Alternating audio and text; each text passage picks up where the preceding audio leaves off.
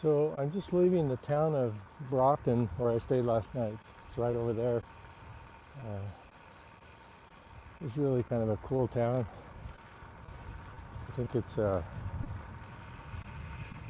said it was a college town. Hello. And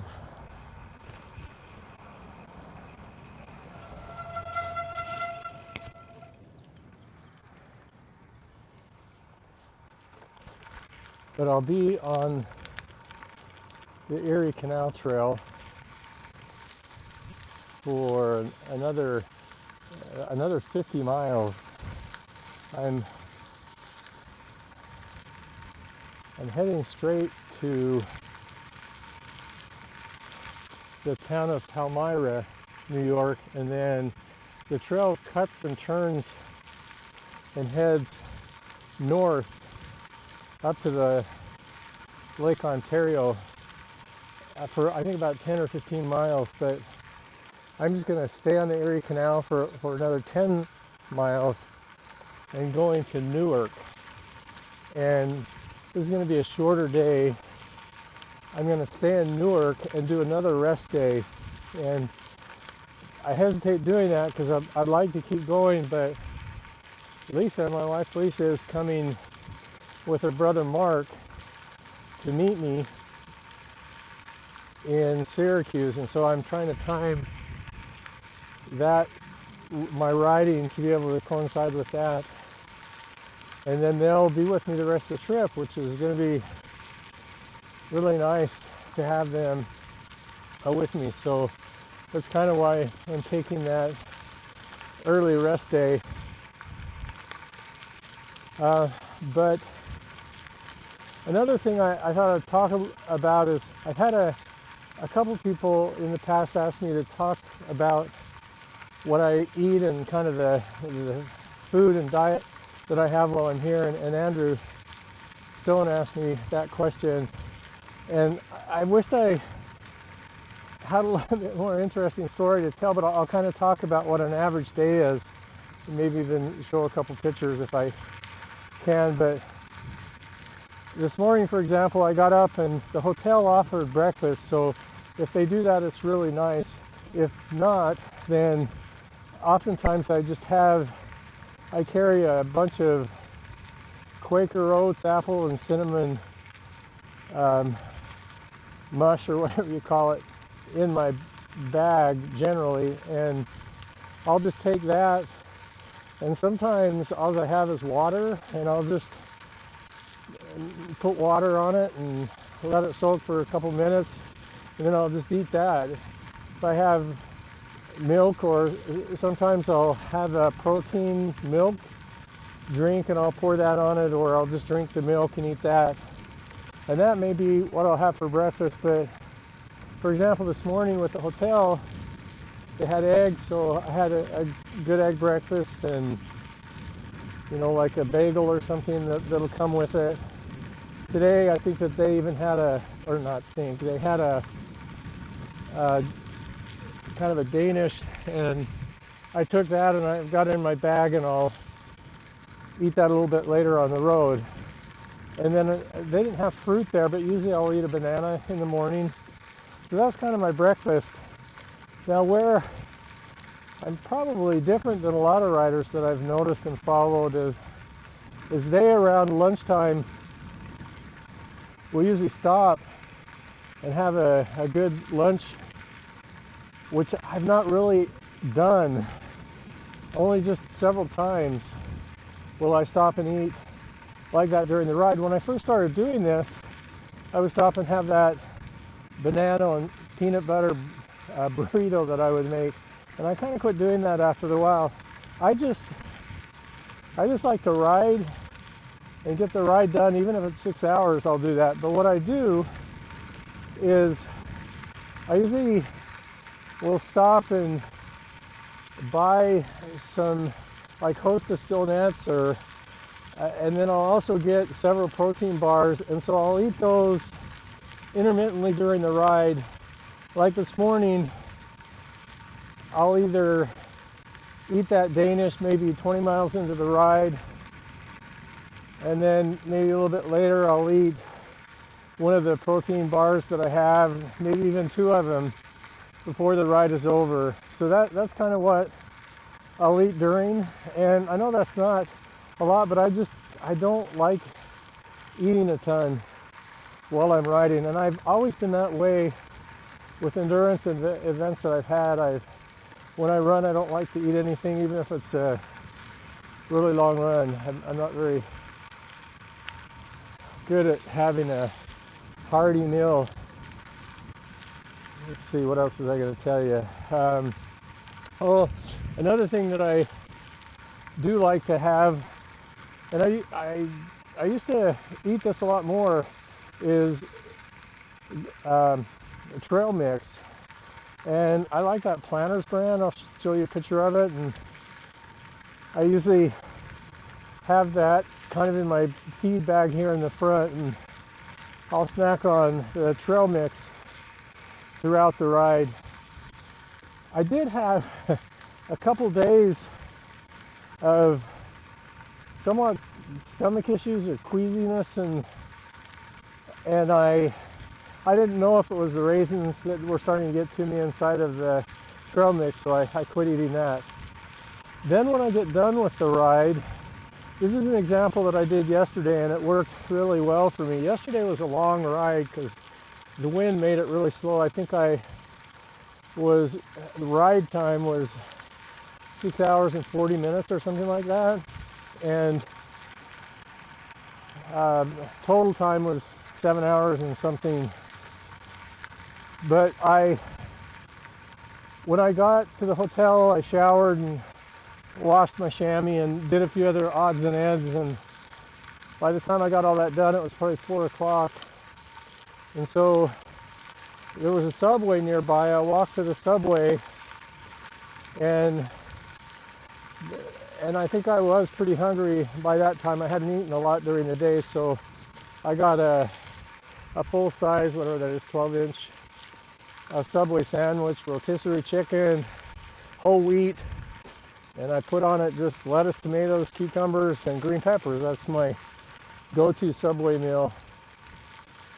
And then the Chipotle sauce, a little bit of that on there, and that and chips, and that's what I had for dinner. And when I went back to the hotel, I did get a little bit hungrier towards the evening time, and I can't remember. Oh, I went in to where they served breakfast, and they just had those Danishes in a cooler, so I ate another one of those last night. And that's kind of what I had, and every day is different. I don't do the same thing every day, but not a very interesting foodie guy. I have no desire when I'm riding along, if I see a cool looking cafe or restaurant, I never stop. I think it's more my impatience of waiting for that food to be made and served to me than anything else. So I usually like the ride, get the ride over with. So hopefully that is an overview of kind of my food intake for the day, and that's been a rinse and repeat for that for now. Today's the 46th day, 46th ride, and yeah, I'll probably show a few pictures. I imagine the canal is going to look pretty much the same as what I showed yesterday, so I'll go easy on the videos. A couple of things that are kind of interesting about the Erie Canal. I did a little research last night where if you look at it right now, it's so calm, and I've stopped and watched, and I can't see any flow in it at all. What I found is that, so it does flow from the Hudson River, which I think is near Albany, and it flows into the Lake Erie, but the flow and intake is managed through a series of locks, and so I guess probably between some locks it may appear as if it's not moving, depending upon the water that they're letting in and out. But that's really cool. Another thing is, yesterday I showed a video where I was about 20 feet below the canal. There was looked like a river running underneath the canal and coming out the other side.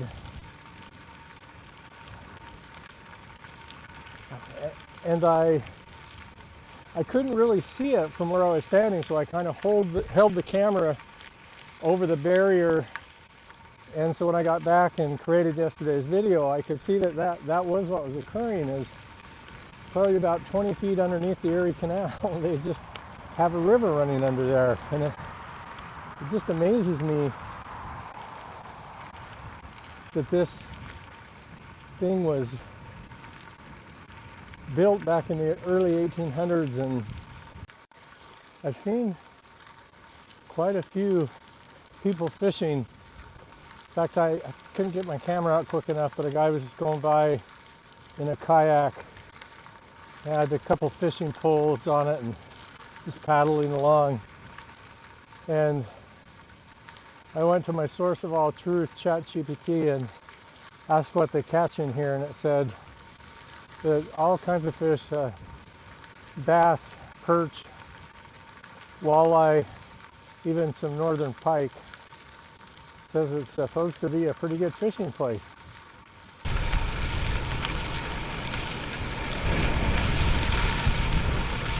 I think the thing that's really cool to think about is that this was just made with pickaxe, shovels, wheelbarrows, mules, horses, that kind of stuff, to be able to make it during that time period.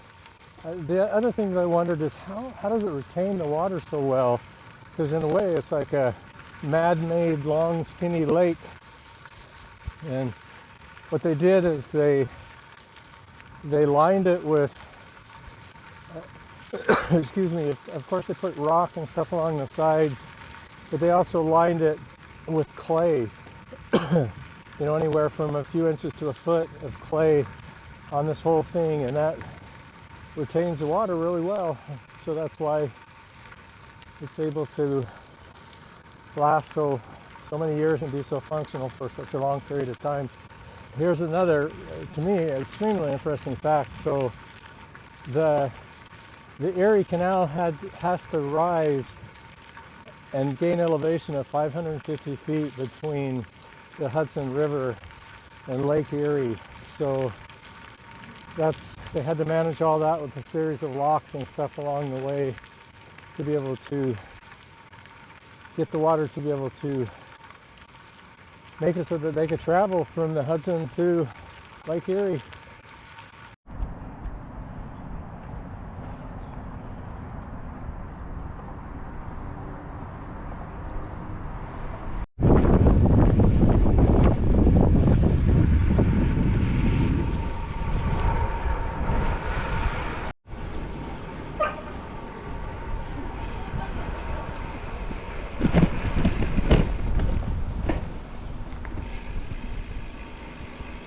The thing that's really neat about the trout, at least recently, is you come into these little tourist communities that are quite quaint and nice, and they seem to have little cafes along the canal, and they're really quite crowded today.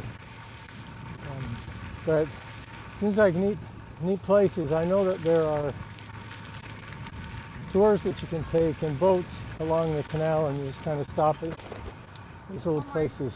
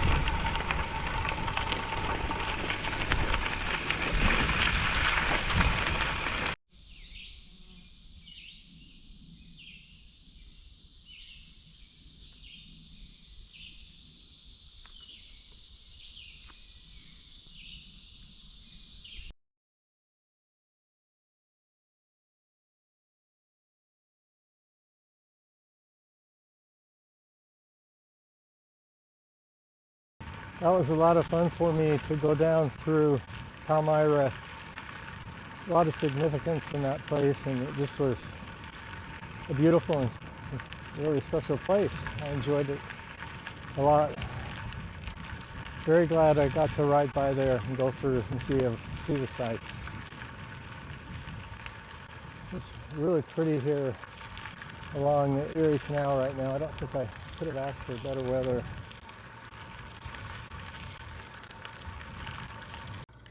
So I forgot to add this in the recording, but I just continued on down the trail to Newark and then ended my ride there. And so the total for today was 64 miles, so just a shorter day.